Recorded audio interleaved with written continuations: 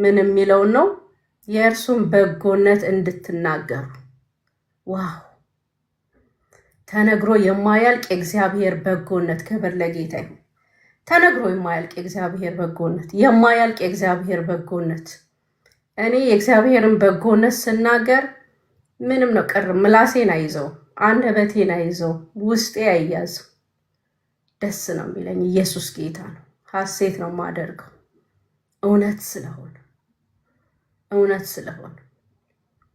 በየትኛውም ቦታ ላይ የሚነገር በየትኛውም ሰው ፊት ታላቅ ታናሽ፣ ባለስልጣን፣ የተማረ ያልተማረ፣ ባለሀብት ሀብት የሌለው፣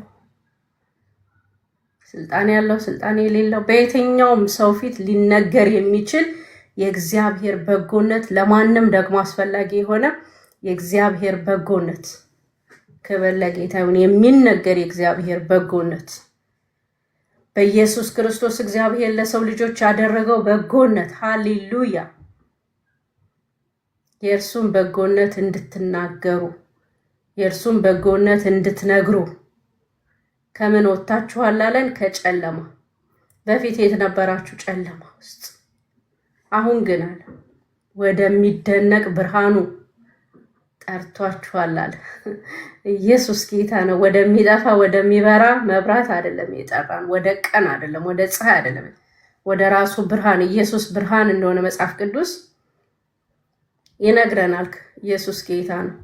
ለዓለም ሁሉ የሚያበራ እውነተኛ ብርሃን በዓለም ነበረ፣ ዓለምም አላወቀውም ተብሎ እንደተጻፈ ማለት ነው በዮሐንስ ወንጌል ምዕራፍ 1 ላይ ለዓለም ሁሉ የሚያበራ እውነተኛ ብርሃን ወደ ዓለም ይመጣ ነበር፣ በዓለሙም ነበር፣ ዓለሙ ግን አላወቀው ተብሎ ተጽፏል። ኢየሱስ እውነተኛ ብርሃን ነው።